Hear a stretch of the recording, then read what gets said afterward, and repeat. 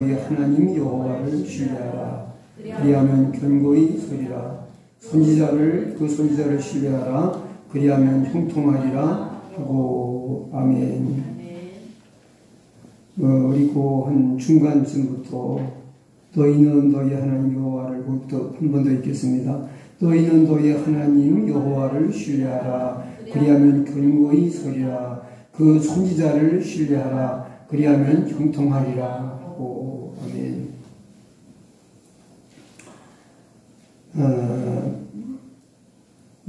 요한계시록 1장 20절에 나오는 그 일곱 별의 비밀의 그 말씀의 연장 선상이 있는 말씀을 오늘 또 전하겠습니다.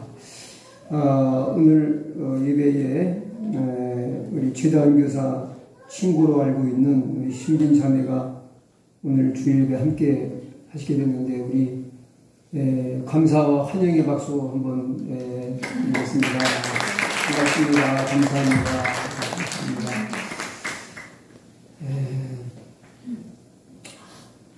저기 그 차와 커피를 저 필경계 위에다가 놓았다가 저 아래다가 놓았습니다. 이제 드시고 싶은 분들은 이제 뭐 오실 때 드시든지 가실 때 드시든지 드시라고요. 날씨가 이제 풀려서 제 느낌에는 이제 봄 기운이 좀 돌고 있는 것 같아요. 날씨가 따뜻해지면은 이제 주일 예배 후에 점심 식사를 함께 하는 것도 좋겠다, 그런 생각을 가지고 있습니다. 그래서 우리 한번 그 단톡방이 있으시죠? 그 단톡방에서 여러 의논 하셔가지고 어떻게 점심 식사를 할까 한번 서로 의논해 보시기 바랍니다. 근데 제가 최와 동사님하고 그런 얘기를 했어요. 우리 교회는 상당히 그 먹는 것을 좀 아주 고급지게, 아주 럭셔리하게 먹으려고 뭐 그렇게까지는 그런 표현은 좀 심하긴 하지만은, 근데 참 그 다른 교회 식사를 제가 이제 이렇게 점심 식사를 하고 있다 하는 얘기를 들어보기도 하고, 또 부자 동네에 있는 이제 그 교회들은 이제 한국 교회는 아니고 미국 교회인데, 제가 그 부자 동네에 있는 교회, 그때 작은 교회가 아니에요. 아주 큰, 규모가 꽤 큰 교회인데, 제가 미국에 갔을 적에 점심 식사를 두 교회에서 해본 적이 있어요. 근데 샌프란시스코 그 아래 지역에 있는 그 산호세 지역은 실리콘밸리라고 이렇게 불려지는 곳인데, 아주 그 최첨단 전자 제품을 만드는 회사들이 많이 있는데요. 그래서 그 동네가 굉장히 부자 동네인데, 가니까 점심 예배 후 예배 후에 점심 식사를 주시는데, 반찬이 딱 한 가지예요. 김치 하나. 카레에다가 김치 하나예요. 근데 어르신 먹으니까 그것도 맛있더라고요. 굉장히 아주 간단하게 보여요. 그리고 이제 시애틀 영광교회에서 제가 식사를 몇 번 해봤는데, 오뎅국에 김치 한 가지. 그거예요.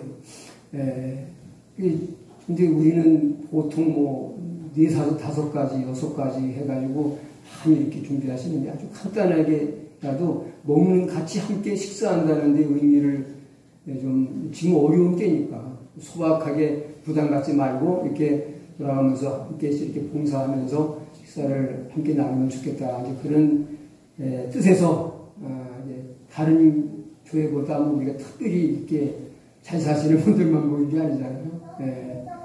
저는 언제부턴가 원래 제가 밥상 받아놓고 반찬 투정이나 불평을 말한 경우가 거의 없었지만은, 근데 이제 제가 싱거운 거, 요즘은 그것도 안 해요. 싱거우면 소금 치면 되고, 짜면은 물 부으면 된다. 이제 그런 식으로다가 이제 그냥 먹는데, 그 전에 이제 너무 짜면 좀 얘기한 적이 있지만, 그 외에는 말하는데, 저는 이제, 식사도, 이제 뭐 반찬 3가지는 나는 아주 행복하고 만족하니까 더 이상 하려고 할 거 없다. 근데 뭘 자꾸만 와서 먹지 않고 자꾸만 뭐 해요. 근데 어떤 거는 다 먹었는데 또 가지고 올 만큼 계속 뭘 갖다 놔야지, 마음이 편한지, 뭘 계속 만들어요. 그냥 와서 그만하고, 이만하면 난 너무 만족하고, 더 이상 바랄 게 없으니까 그냥 와서 빨리 식사하라고 자꾸만 이제 그렇게 권하는 편이죠. 그래서 먹는 데는 전혀 욕심이 없습니다. 그래서, 근데 우리 먹는 거, 우리 영적인 하늘 양식에 욕심을 부려야지, 썩을 양식에 너무 욕심 부릴 거 없어요. 소박하게 먹어도, 어제 방송에, 아침 방송에 100세가 되신 할아버지가 나오셨는데, 건강하세요. 지금도 뭐 젊은 사람이 혀를 찰 정도로다가 아주 건강이 넘쳐나시는데, 올해 연세가 만 100세가 되셨어요. 근데 그분 두 가지가 기억에 남아요. 자기가 정한 시간에 10시면은 딱 찬다는 거예요. 그리고 하루 3끼 식사 딱 시간 맞춰 하는데 아주 소박하게 식사를 한다는 거예요. 그게 거하게 식사 안 하고 간단하게 식사를 한다는 거예요. 그게 좀 장수 비결이다. 그리고 이제 사람들과 만나서 대화를 많이 나누면서 이렇게 지낸다. 그래서 자기네 친구가, 근데 친구라고 함께 가까운 친구가 같이 나오셨는데, 시니어 프로인데, 거기에 27살 차이 나는 분이 친구래요. 그분은 100세인데 친구는 73세예요. 그러니까 27살 차이가 나는데 친구래. 근데 제일 나이 어린 친구가 초등학교 6학년이래요. 대화가 다 된대. 애들하고도 대화가 되고, 청년하고 대화가 되고, 다 된다는 거야. 그래서, 이렇게 마음을 터놓고 얘기할 친구를 자기는 많이 둬가지고, 이렇게 즐겁게 산다는 거예요. 참 좋은 얘기더라고요. 이게 참 광고하다가도 시간 다 보내면 내가 설교를 이제,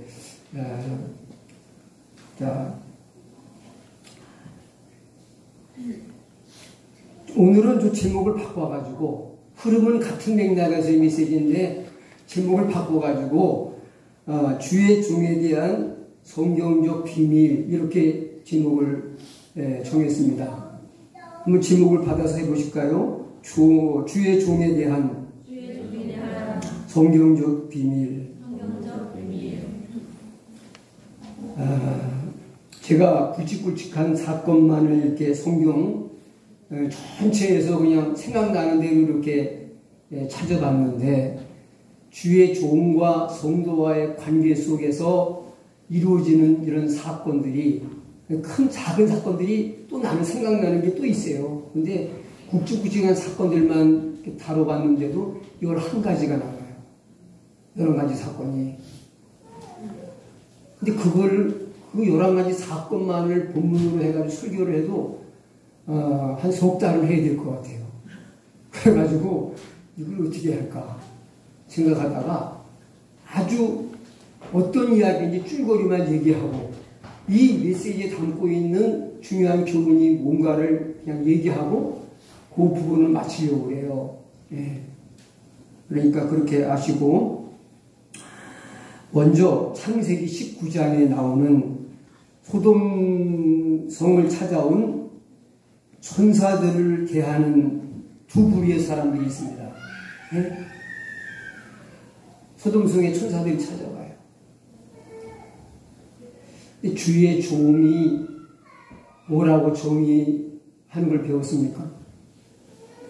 그 중에서 여러분들이 기억하셔야 될 것은, 다 기억하시면 좋지만, 주의 종을 사도 바울은 자기는 사신이라고 해서 사신. 지금 현대어로 표현하면 대사. 그 사람들은 뭐 하는 사람들이냐? 파송한 임명권자의 대리자예요. 네?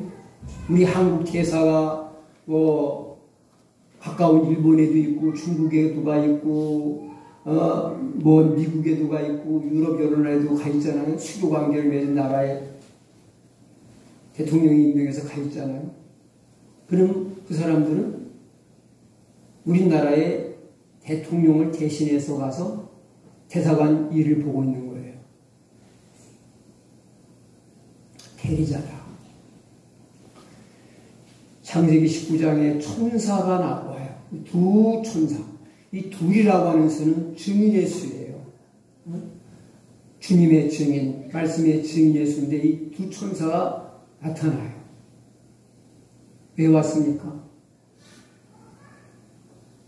소돔과 고모라 지역이 너무 죄가 차고 넘쳐서 하나님이 심판할 수밖에 없는 상황에 이르렀기 때문에 살려면은 이 속에서 떠나가라는 거죠. 그러니까 심판과 안 믿으면 소돔 속에서 망하는 거고 믿고 행동에 옮겨서 믿음으로 행동하면 사는 거예요. 그러니까 심판과 구원의 말씀을 가지고 찾아온 거예요. 그러니까 하나님을 대신해서 구약에 보면은요, 이 족장 시대나 이 창세기 특히 시대에 보면은 그때는 선지자라는 직함으로 일어나는 사람이 없어요. 하나님이 직접 계시를 하든지 천사를 통해 계시를 하던 시대예요. 맞죠? 그러니까 지금 뭐예요? 여기 두 천사들이 나오지만 이들은 주의 조음을 상징하는 거예요. 왜냐하면 하늘이 똑같아요. 그 당시에는 또 이런 선지자가 공식적으로 하나님이 기름 부어 세우시고 일하는 사역자, 선지자나 제사장이 없던 시대이기 때문에 직접 계시 아니면은 천사를 통해서 하나님이 메시지를 주시던 시대이기 때문에 천사를 주의 종으로 쓰시는 거죠. 원래 천사는 주의 종이고 심부름꾼이고. 그런데 반응이 둘로 갈려요. 소돔성 사람들은 천사를 어떻게 대했을까요? 먼저 우리 창세기 19장을 한번 펴세요.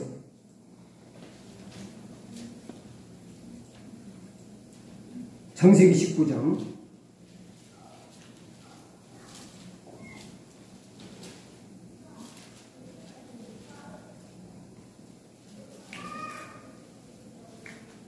8절 읽으세요.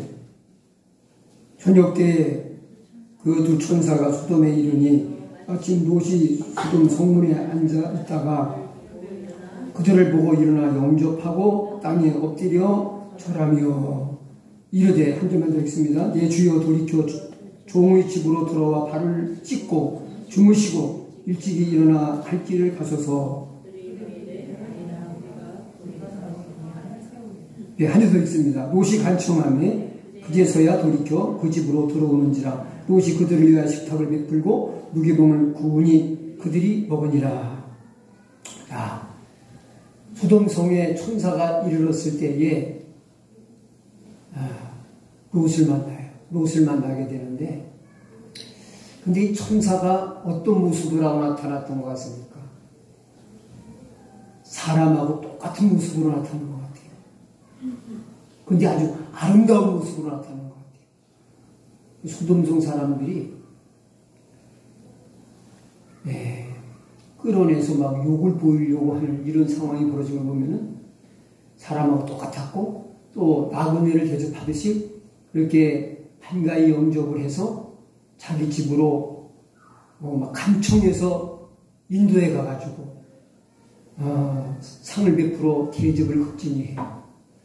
여기 롯이 천사를 영접하고 하는 과정에서 보면은 참 아주 지극정성으로 자기 자식 이상으로 그렇게 아끼고 보호하고 사랑으로 숨겨요. 롯이 소돔 성문에 앉아 있다가 그들을 보고 일어나 영접하고 땅에 엎드려 절하며. 아니 지금 누가 도움이 필요한 사람들이에요? 누가 도울 자고 누가 도움받을 자입니까? 아니 지금 롯의 얘기예요. 롯은 도움을 줄 사람이고 이 사람의 모습으로 나타난 천사들은 도움받을 자예요. 근데 누가 더 낮은 자세를 취해요? 롯이 더 낮은 자세를 취해. 엎드려 뭐 절까지 할 거야 있나? 응? 그리고 그냥 가겠다고 하니까, 됐다고 하니까 롯이 아주 간청을 해가지고 자기 집으로 인도해 가요. 그리고 그들을 위해서 식탁을 베풀고 무교병을 굽고 해서 그들을 잘 대접을 해요. 그런데 반대로 소돔 사람들은 어떻게 했을까요? 예? 4절 5절도 보세요. 4절. 그들이 눕기 전에 그 성 사람 곧 소돔 백성들이 노소를 막론하고 원근에서 다 모여 그 집을 에워싸고 롯을 부르고 그에게 이르되 오늘 밤에 내게 온 사람들이라 그러죠? 어디 있느냐? 이끌어 내라. 우리가 그들을 상관하리라. 응? 너희 집에 온 그 사람 끌어내라는 거예요. 이 상관하리라고 하는 것은 이거는 성적인 관계를 갖겠다는 그런 욕을 보이겠다는 그런 욕을 하고 있는 거예요. 그래서 이 상관한다는 것이 이게 이 동성애적인 그런 표현이라는 거예요. 그래서 소돔성애는 이 동성애가 만연했다. 이제 그런 해석들을 해놓습니다.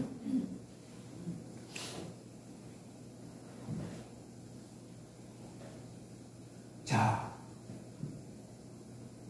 천사가 소돔성에 찾아오니까 그 대하는 태도가 둘로 나눠지죠. 청성껏 마음 열고 기쁘게 영접하며 극진히 대접하는 사람과 욕을 벌리는 사람과.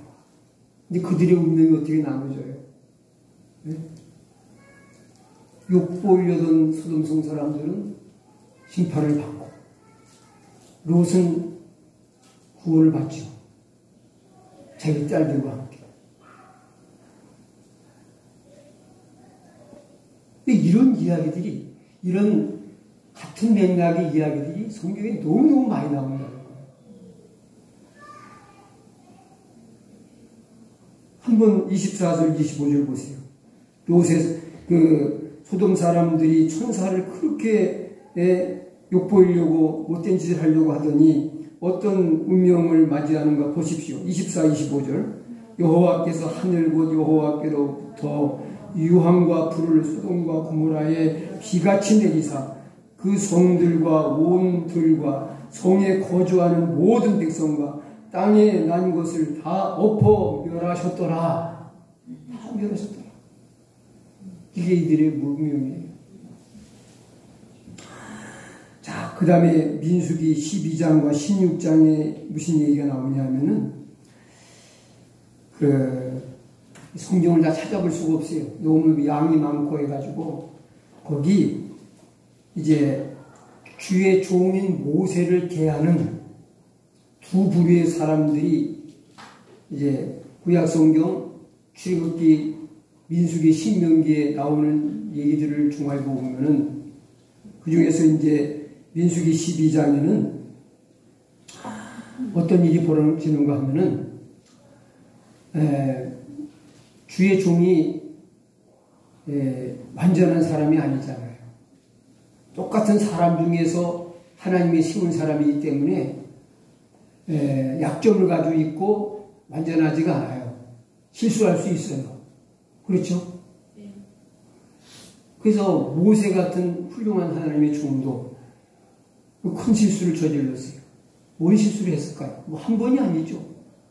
모세가 실수를 한 번 한 게 아니에요. 그런데 그 중에 치명적인 실수가 또 뭐가 있는가 하면은 그 첫째를 꼽으라면은 구스의 여인을 첩으로 맞이한 거예요.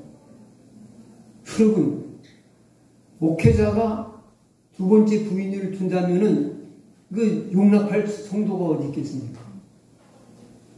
그런데도 그 뒤로 모세는 그것 때문에 사명을 접고 일을 끝내질 않아요.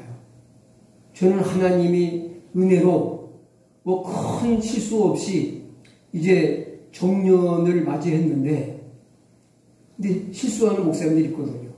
근데 우리나라 환경, 미국에는 실수했던 목회자도 다시 딛고 일어서서 사역하는 분이 꼭 있다고 그러더라고요. 근데 한국 사회에서는 한 번 실수하면 그 목사님은 끝나는 거예요. 끝나는 거예요.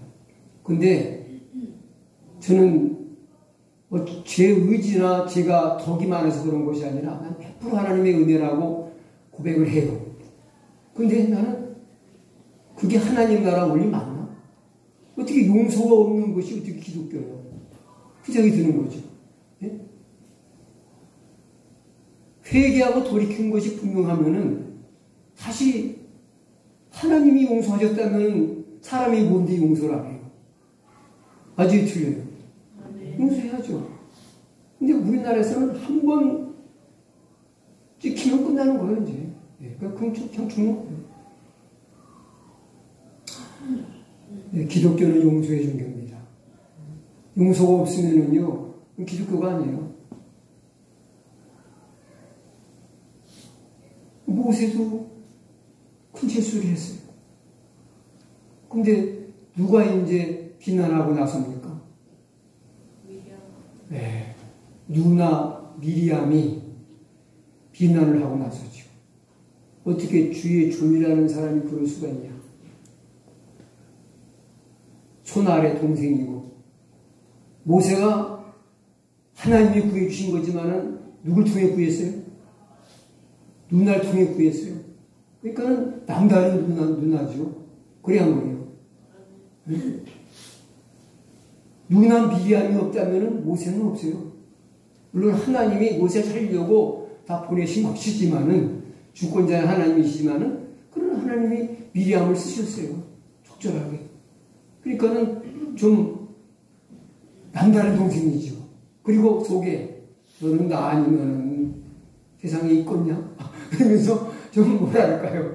좀 동생같이 보지 않고 자식같이 보는 그런 마음도 아마 있을 것 같아요. 그러니까 교만한 마음이 있었는지 이제 딴 사람은 아무 말도 못하고 있는데 미리암이 나서가지고 비난을 하는데 어때요? 하나님이 그래 네가 참 내 대신 야단 잘 쳐주는구나, 비난 잘하는구나 그러신 게 아니라 벌을 누가 받아요? 미리암이 받아요. 여러분 쭉 제가 여러분이 스스로 판단하세요. 이 성경의 흐름 속에 나타나는 이게 뭘 말하는지 그게 비밀이라 이거예요. 우리 스스로 깨달아야 돼요. 제가 주의 종의 입장에서 손에 지켜주듯이 얘기하고 싶진 않아요. 그리고 또 반역한 사람들이 있죠. 민수기 16장에 나오는 고라당들입니다. 고라당들. 이거는 뭐 생트집 잡고 그냥 반역한 거죠. 네. 생트집 잡고. 그래서 어떻게 돼요? 네? 그래도 미리암은 문둥병 들었다가 다시 뭐 회복이 됐겠지만은, 고라당들은 하나님이 그냥 산채로 땅에다 묻어버리셨어요. 그런 이야기가 민수기 16장에 쫙 나오죠. 근데 모세를 대하는 사람들 중에서 정말 신실하게 모세를 하나님의 종으로 끝까지 신뢰하고 따른 사람이 있어요. 누구예요? 여호수아죠. 여호수아는 모세가 뭐 잘하든 못하든 그냥 무조건, 그래서 모세를, 여호수아를 모세의 수종자라고 그래요. 수종자. 수종자는 어찌 보면 이제 심부름하는 사람, 심부름꾼. 그러면 좋게 말하면은 부관, 비서 이 정도로 다 일했는데 결국은 모세의 그 지도자의 자리에 누가 세워지게 돼요? 하나님이 누굴 세워요? 여호수아를 세우죠.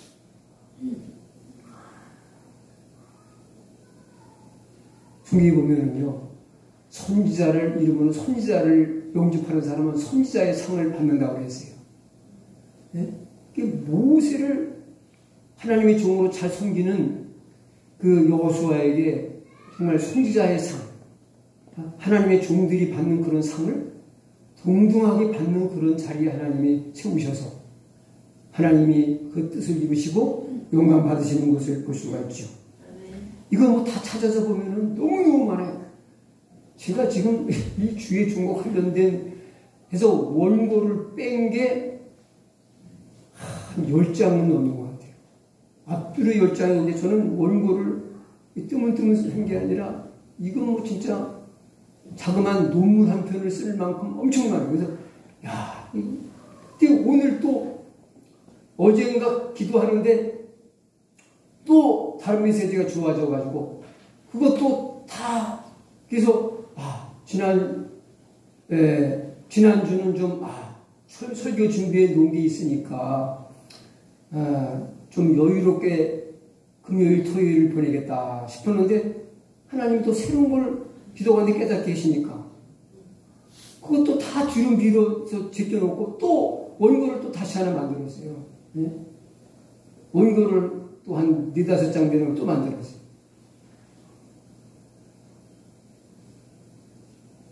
또 하나님 주셨으니까 이 주간에 그 말씀 필요 주셨으니까 전해야죠. 편하게 사는 게 목표가 아니고 잘 사는 게 목표잖아요. 하나님 보시기에 합당하게 바르게 사는 게 그게 삶의 목표가 되잖아요. 네? 그게 결국에는 우리에게도 행복한 것이고 또 하나님께도 영광이 되는 삶 아니겠습니까? 네.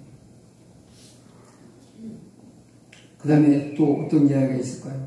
여호수아 2장에 나오는 두 정탐꾼들을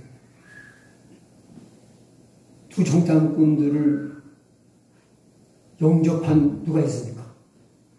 네? 영접해서 죽을 목숨을 구해주죠. 숨겨줘요. 근데 이 라합이 한 행동은요, 위험해요, 위험하지 않아요? 장집으로 찾으러 왔어.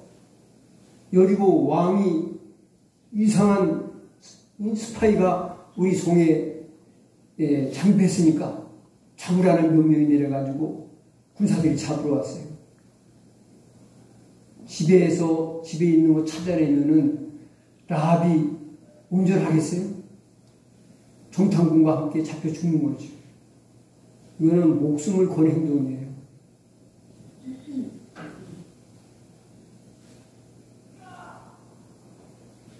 하나님이 보낸 하나님의 종들, 투정탐꾼이에요. 그런데 그들을 영접한 라합은 구원을 받고 그들을 잡아 죽이려고 했던 여리고 성 사람들은 심판을 받아요. 네? 그 다음에 사사기에 나가서 보면은 유일한 여자 사사가 있죠. 여사사. 너의 이름이 뭐예요? 드보라죠. 근데 여성이기 때문에 사사들이 전쟁을 준비하기로 했지만은 전쟁을 하는 사람은 따로 세워요. 바락이라고 하는 장수를 세워요. 이 바락이 장군인데 연약한 여성인 드보라를 얼마나 어린아이가 엄마를 따르듯이 엄마를 의지하듯이 얼마나 의지하는지 몰라요. 그래서 사사님이 같이 안 나가시면 또 전쟁 안 나갑니다. 좀 같이 가주세요. 그러면서 그 어린애가 엄마 데리고 가려고 그러면 데리고 가서 함께 전쟁에서 이겨내죠. 그 승리는 그게 뭐냐면 사람을 의지하는 그런 마음이 아니죠. 힘으로 하면은요, 그 장수가 바락이라는 장군인데 그 힘으로 하고 싸움으로 하면 누가 이겨요? 바락이 뭐 그걸 여사사를 뭐 상대할 게임도 안 되는 상대 아닙니까? 근데 하나님을 의지하는 신앙심이 결국은 그 드보라를 의지하는 마음으로 나타난 거죠. 네. 뭐 이런 이야기들. 그 다음에 또 뭐가 있습니까? 이제 5번째는 우리 이제 수요 예배는 룻기서를 강의하잖아요. 근데 그 룻기서에 나오는 인물들이 다 그 복음적으로 신앙적으로 상징성을 띠고 있는 인물들이에요. 근데 보아스는 예수님을 상징하고 이제 룻은 우리 성도를 상징해요. 그래서 이제 보아스와 결혼하게 되는 룻은 이제 주님 나실 적에 예수님과 이제 결혼하게 될 우리 이제 성도의 그 이야기를 담고 있는 거거든요. 근데 그 중간 역할을 해주는 그 중매자 역할을 나오미가 해요. 나오미는 룻의 시어머니이죠. 근데 룻이 어떻게 해서 그런 영광의 주인공이 돼요? 네? 메시아의 조상 족보에 올라가고 이방인으로서 정말 감히 꿈도 못 꿀 그런 영광과 축복을 룻이 누리게 된 것은 나오미를 신뢰하고 믿고 따랐기 때문에 그래요. 그 이야기가 특히 3장과 4장에 포커스가 맞춰서 쫙 나오는 거 여러분 얘기들 잘 알잖아요. 그래서 이제 룻기서는 사실은 불신 영혼이 주님을 믿게 돼서 주님과 행복한 결혼으로 꼴이 나게 되는 그런 이야기를 담고 있는데 그 이야기 속에 굉장히 중요한 역할을 하는 인물이 나오미라는 사람인데 그는 룻이 자기 어머니가 인도하는 대로 가요. 시어머니가 이스라엘로 인도하니까 자기 고향 부모 친척 다 두고 이스라엘을 향해서 시어머님을 따라오죠. 그리고 거기 와서도 시어머님이 하라는 대로 해요. 그러니까 결과가 어떻게 돼요? 예수님을 상징하는 정말 멋지고 좋은 신랑 보아스를 만나게 되죠. 그래서 룻이 하나님의 택한 백성, 거룩한 백성의 성군으로 일컬어지는 다윗 왕의 할머니가 돼요. 증조할머니. 다윗 왕의 수상이 되고 영원한 왕이신 예수 그리스도의 육신적인 조상이 되는 거예요. 족보에 오르게 되는 거죠. 그 이야기가 이제 룻기서와 마태복음 1장에 예수님의 족보에 보면 나오게 되는 거죠. 이런 이야기들. 그 다음에 주의 종 선지자를 대하는 다윗 왕의 태도와 사울 왕의 태도를 볼 수가 있어요.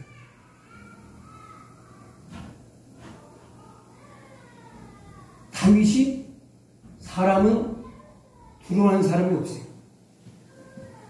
뭐 어릴 때 소년 시절에 그 거인 장수 골리앗도 안 무서워하고 담대하게 나가서 싸웠던 사람인데 그러나 사람 중에서 두려워하는 대상이 딱 한 사람이 있어요.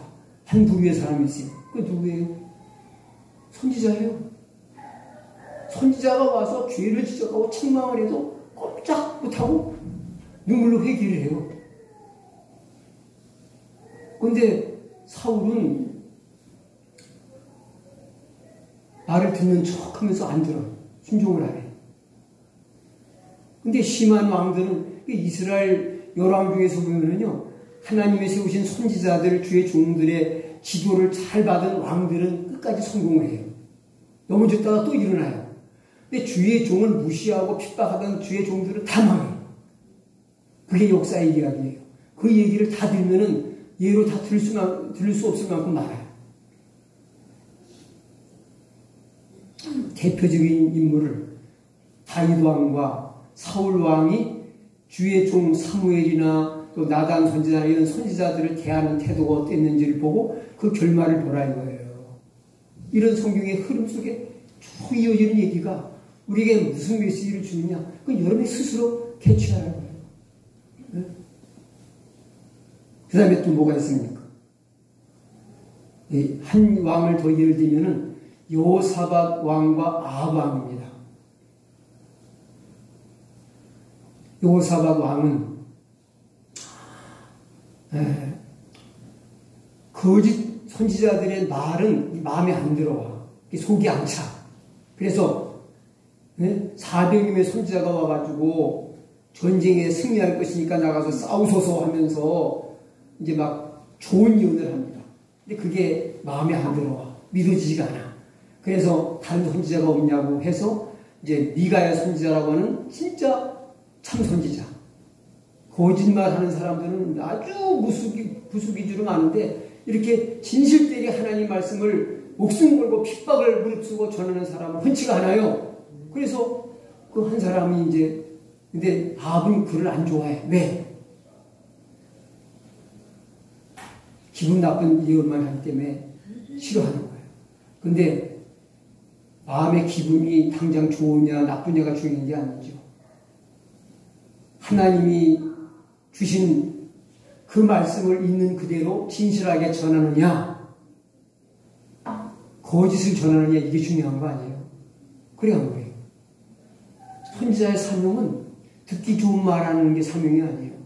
하나님이 말씀하신 대로 전하는 게 중요한 사명 아니겠어요? 맞으네 틀려요. 네. 그리고 긍정하시면 아멘을 하시면은 서로 좋아요. 여러분도 좋고 나도 좋고. 네.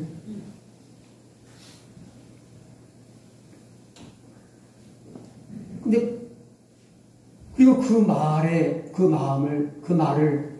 마음에 담아두고 행동을 하죠. 근데 아합은 어때요? 아니 가만히 있는 사람 불러다가 이혼 내려서 이혼했더니 기분 나쁜 말 했다고 감옥에 가둬요. 감옥에 가두라 명령해서 이제 끌려가죠. 미가야가. 그러면서 내가 전쟁에 이기고 돌아오면은 너 보자 이거야. 그때 가만 안 놔두겠다는 거죠. 그러니까 미가야가 그래요. 왕이 평안히 돌아와서 나를 볼 것 같았으면 내가 이런 말을 안 했을 겁니다. 그럼 뭐예요? 너 죽는다는 얘기 아니에요? 죽는다고 얘기했어요. 근데 겁을 안 내요.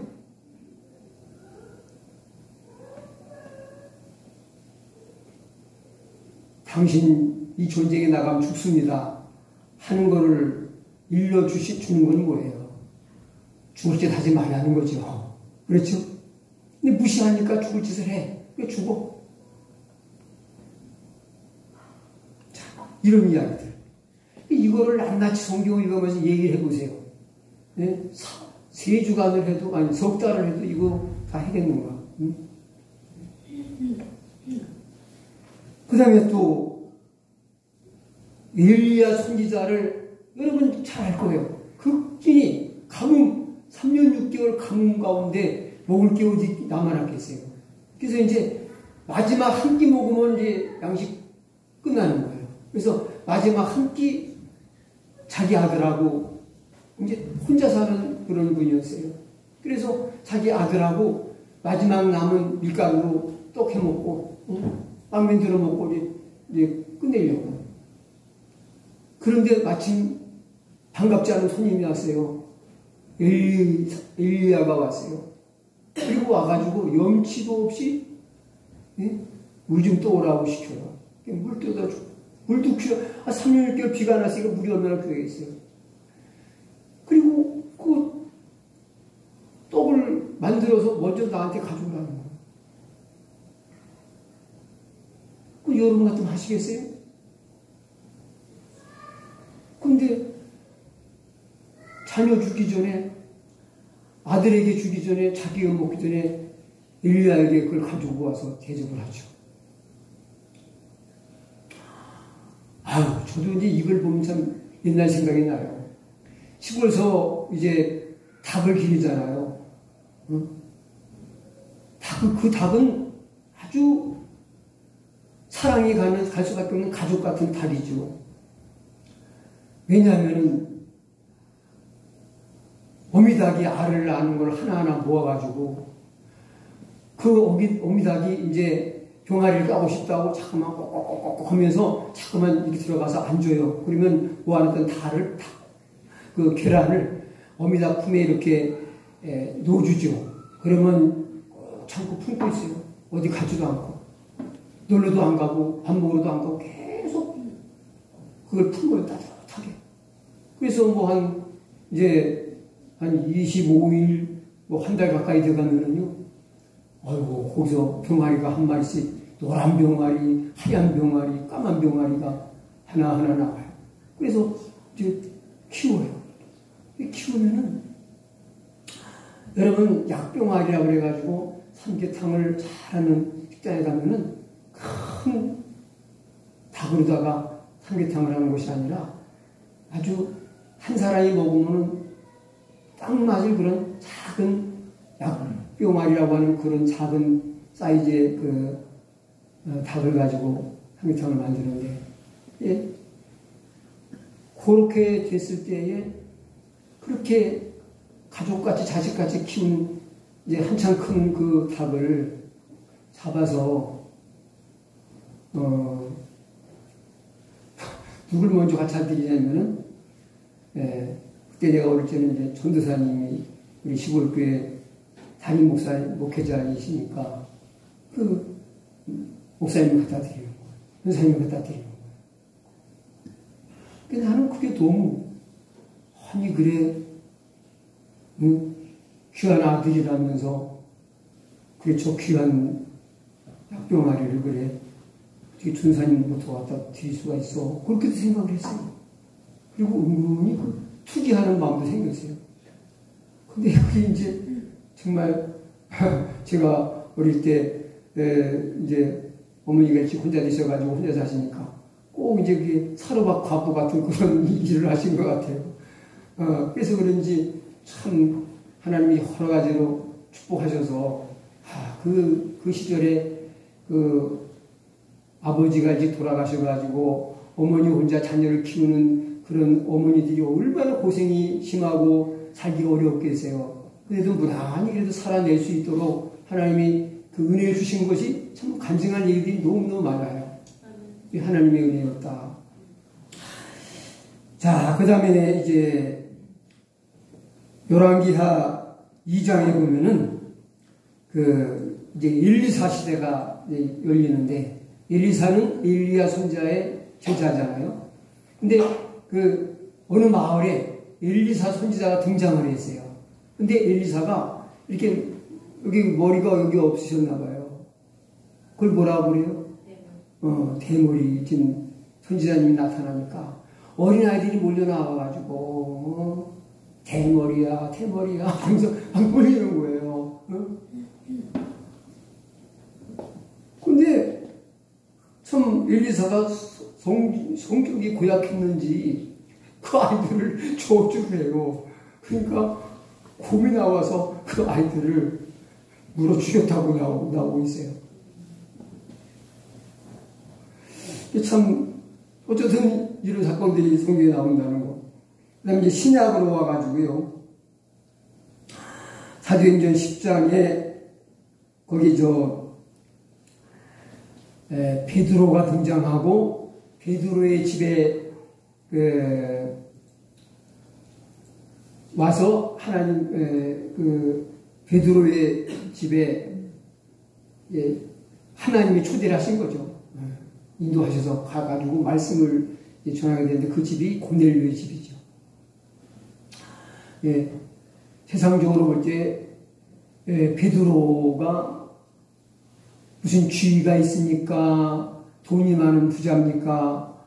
뭐가 있는 사람입니까? 근데 고넬료는 신분이 어떤 사람입니까? 뭐 하는 사람이에요? 로마 백부장이에요. 로마 제국이 파송해서 이스라엘 땅에서 지배국가를 다스리고 뭐 치안이라든지 이런 거를 관장하는 권세가 있는 자예요.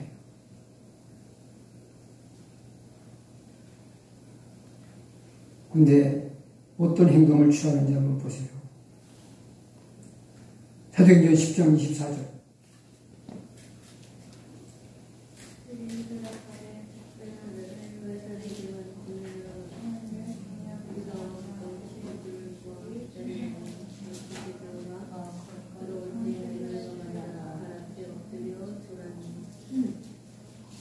예. 고넬료가 어떻게 베드로가 온다는 말을 듣고 어떻게 합니까? 자기 친척과 가까운 친구들을 다 모아놓고 베드로가 오기를 기다려요. 예, 그러자 베드로가 자기 집에 도착하죠. 그러니까 고넬료가 나가서 베드로를 반가이 맞이하면서 발에 엎드려 절해요. 신분상 뒤바뀐 것 같아요. 권력과 힘 있는 자에게 엎드리는 그런 시대에 베드로가 고넬료 발 앞에 엎드려서 잘 봐달라고 해야 되는 거죠. 그런데 반대예요. 그러니까 베드로가 그 절을 받아요. 이로사라 그랬죠. 나 너한테 절 받을 그런 사람 아니야. 나도 너 똑같은 사람이야. 하고 이렇게 세우고 하면서 이제 그 가족들에게 복음을 전할 때 그 가족들이 다 그 성령을 받고 방언을 하고 우리가 크게 임해요. 네.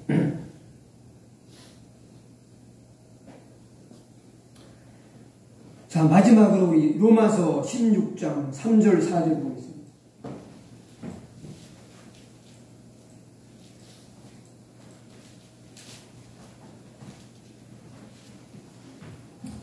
로마서 16장 3절 4절.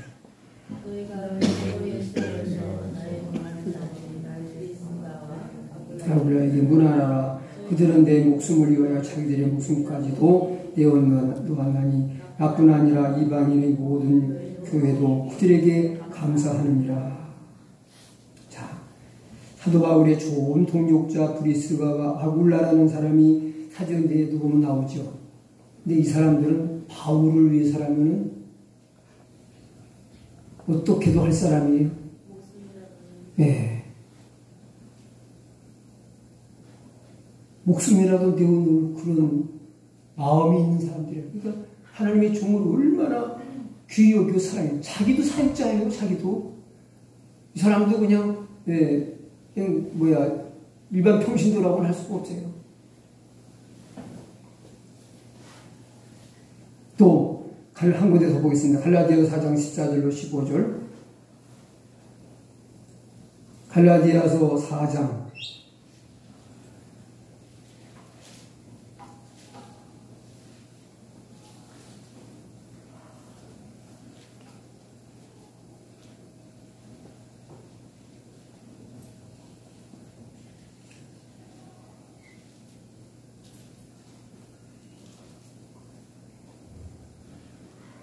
읽으세요.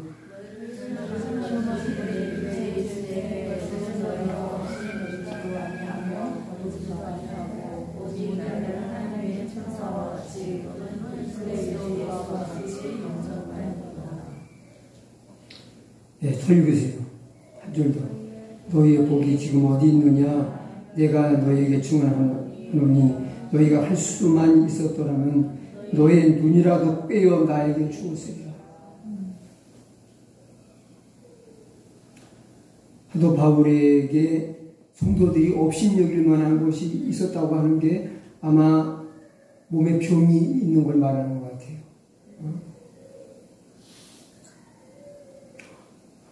목회자가 아프고 병들면은 그런 생각하는 사람들이 있죠. 죄종도 아파. 남 병 고친다고 기도하지 말고 지병이나 고치지. 그럴 수 있어요. 그런데도 불구하고 사도 바울도 남의 병은 많이 고쳤는데 자기에는 안 낫는 지병이 있었어요. 안 낫는. 그러니까 성도들이 주의 종에 대해서 뭘 모르는 사람은 업신여기만 하죠. 근데 업신여기지 않고 천사같이 그렇게 대우했다는 거예요. 천사는 대하듯 예수님을 대하듯 그렇게 대하고 사도 바울을 아마 여기 눈 얘기를 하는 거 보면은 사도 바울이 그 다른 몸의 지병도 있었고 안개도 있어가지고 눈이 안 좋았나 봐요. 그러니까 사도 바울이 눈 때문에 저렇게 고생을 하는데 내 눈을 바꿔 끼울 수 있다면 바꿔 끼워주고 싶을 만큼 그렇게 아끼고 사랑했다는 거죠. 자, 이런 많은 성경의 이야기들이 우리에게 어떤 메시지를 주는 겁니까? 네? 결론을 이제 말씀을 좀 드리려고 해요. 여러분, 주의 종은 천사를 말한다고도 할 수 있고요. 그 다음에 오늘날 주의 사역자들, 주님의 복음을 위해서 몸바쳐 일하는 모든 주의 종들. 종은 말이에요. 종이라고 말해도 종이 아닌 사람이 있고, 진짜 종인 사람이 있어요. 누구의 종? 하나님의 종. 여러분, 하나님의 종으로서 가장 롤 모델이 누굴까요? 네? 네. 어떻게 알았어요? 예수님이. 예수님을 성경의 종이라고 할까요? 안 할까요? 성경에 합니다. 시편에도 여러 군데 나오고, 그리고 신약성경 사도행전 4장 29절 30절을 보십시오.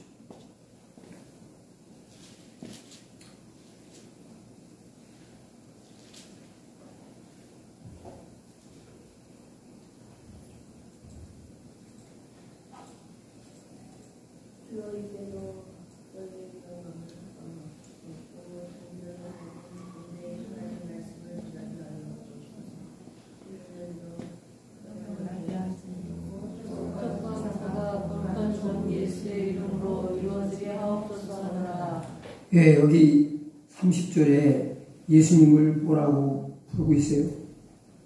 거룩한 종. 거룩한 종 예수의 이름으로 이루어지게 하옵소서. 예수님을 거룩한 종이라고 그렇게 부르고 있습니다. 그게 다가 아니에요. 빌립보서 2장에도 보겠습니다. 빌립보서 2장.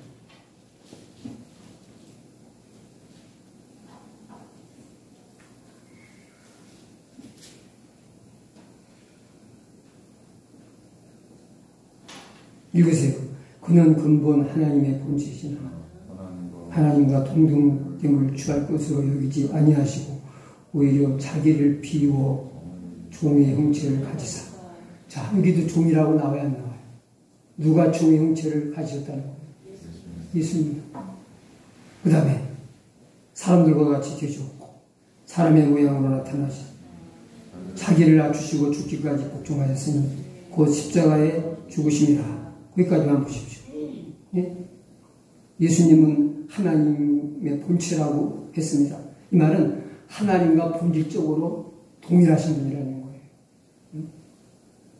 그런데 그분이 하나님과 동등된 위치에 그 자리를 내려놓고 사람의 모습으로 종의 형체, 종의 모습으로 오셔서 사람들을 종처럼 섬기시고 죽기까지 복종하셨다. 이렇게 말씀하고 있죠. 누가 하나님의 종입니까? 예수님처럼 죽기까지 주님의 명령을 위해, 양들을 위해 정말 목숨을 걸 수 있는 이런 사람이 하나님의 진짜 종이라고 할 수 있죠. 예수님처럼 살려고 몸을 치는 이런 사람들이 하나님의 종이죠. 여러분, 종이란 어떤 삶을 사는 존재인가? 그러면서 이 하나님의 종이라고 하는 이 이름이 꼭 목회자에게만 붙여진 이름이 아니에요. 여러분들, 성도들도 부르심받은 하나님의 종이라고 했어요.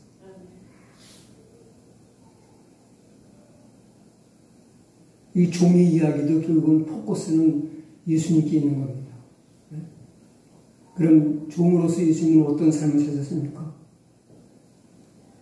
종이라는 어떤 삶을 사는 자입니까? 왜냐하면 저도 하나님 앞에 종으로 사는 것이 축복이에요. 여러분도 마찬가지죠. 그럼 종이 어떤 사람인지 알아야지 종처럼 살 거 아니에요. 네? 여러분, 예수님은 우리를 구원하시기 위해서 대주제이신 예수님이 종의 자리에 내려오셔서 종처럼 사심으로 우리를 구원하셨어요. 저와 여러분도 하나님 앞에 종처럼 살면은 예수님처럼 우리의 이웃을 구원해 낼 수 있어요. 아멘. 다른 사람에게 하나님 나라를 전하는 사람이 될 수가 있어요. 아멘. 주여 종처럼 살게 하옵소서. 아멘. 주인 행세하지 않게 하옵소서. 여러분 마음대로 되는 게 있습니까? 여러분 키를 좀 키워야 되겠다. 이게 나이가 먹으면 나이는 늘어가는데 키는 줄어든다는 거 아십니까? 키가 줄어들어. 저는 이제 크는 사람이 아니라 적어지는 사람이에요. 그러니까 적어진다고 나쁘지 마시고, 예? 제가 일생 태어나가지고서 아마 그 군에 입대할 그 즈음에 제일 키가 컸던 것 같아요. 그래서 최고 이 기록이 제일 많이 나왔던 게 167까지 나왔던 것 같아요. 그런데 166, 165 하더니 165 밑으로 또 떨어졌어요.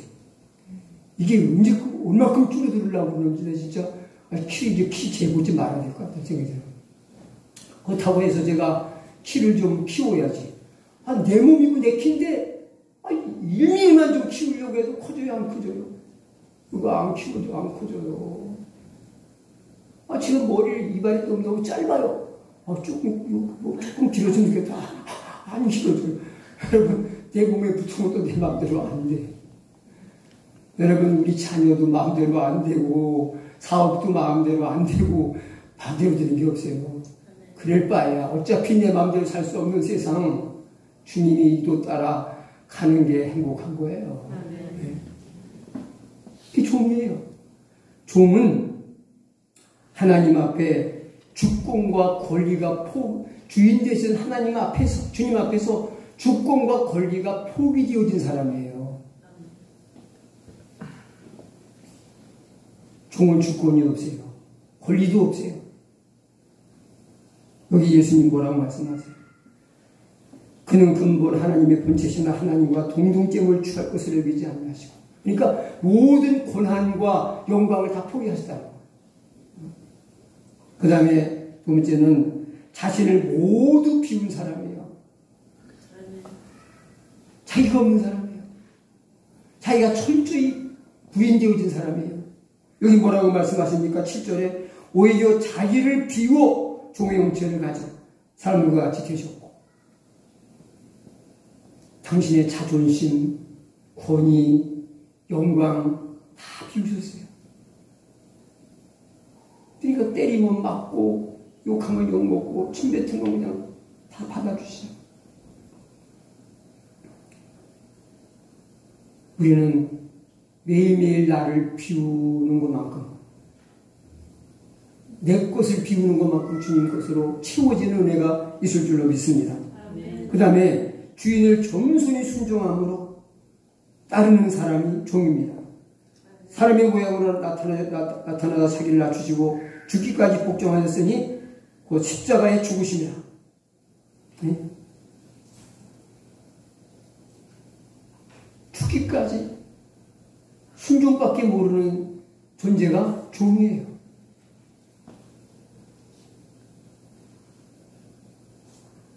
마지막으로는 자기 것이 전무한 무소유의 사람들입니다. 무소유의 사람. 네?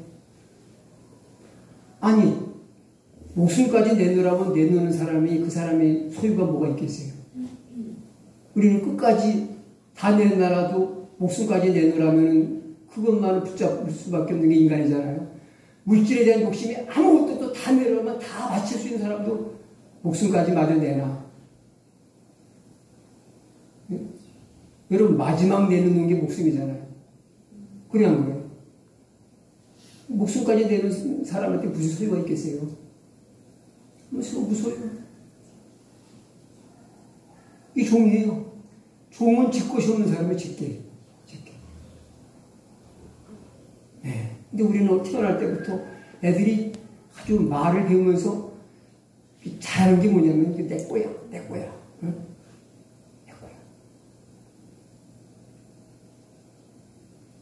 내끼 많으니까 골치가 아픈 거야. 관리하기도 힘들고.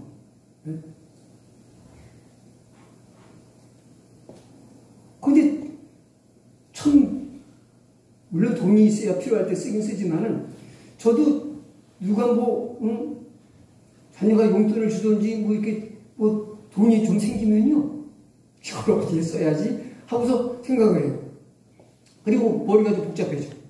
근데 아무것도 없으면은 지갑이 비면은 어떻든 마음 편하더라고요. 신경 쓸 게 별로 없어요.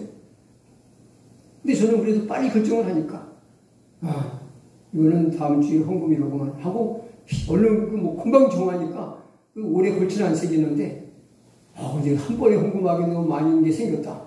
한 100만 원이 생겼다. 그러면 그때부터 아주 머리가 복잡해져요.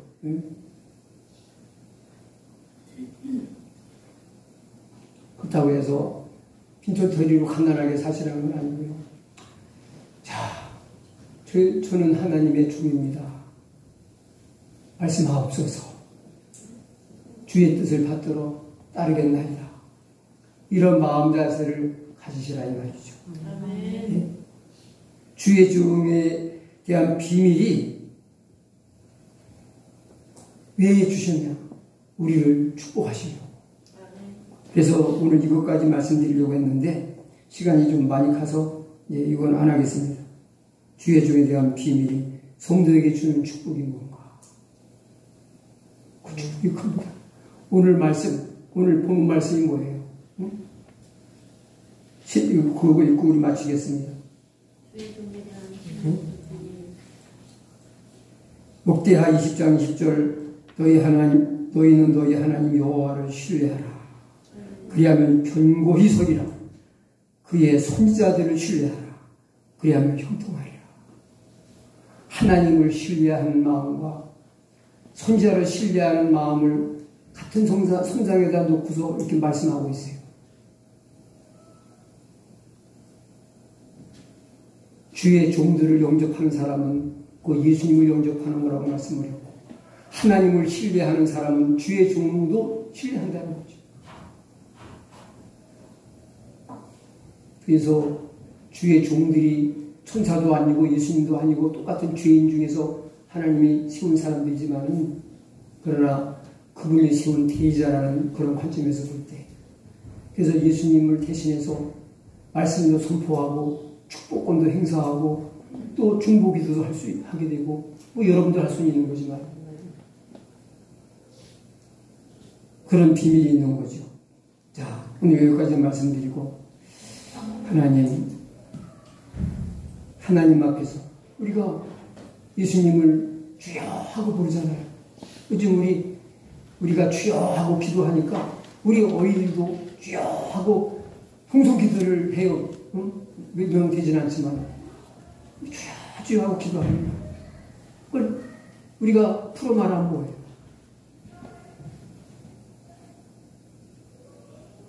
나의 임금이시여, 나의 왕이시여, 그런 말이고, 나의 주인이시여, 그 말 아니에요. 그럼 예수님을 주라고 부르고 주인이요 왕으로 부른다면 나는 뭐라는 얘기예요? 여러분은 뭐라는 얘기예요? 네? 종이라는 걸 스스로 말하는, 시인하는 게 예수님을 주라고 부르는 거예요. 그래서 나더러 주여 주여 하지 말고 좀 내 뜻대로 살아. 나 주인 대접해. 말만 주인이라고 부르지 말고 주인 뜻대로 좀 살아 하는 게 마태복음 7장 21절에 나오는 말씀이잖아요. 네, 우리 기도하겠습니다. 하나님 감사합니다. 저희들은 예수님을 주인으로 고백합니다. 임금님으로 왕으로 고백합니다. 왕 되신 우리 예수님께, 주인 되신 우리 예수님께 정말 주인 대접을 해드릴 수 있는 하나님의 종들, 주님의 종들이 다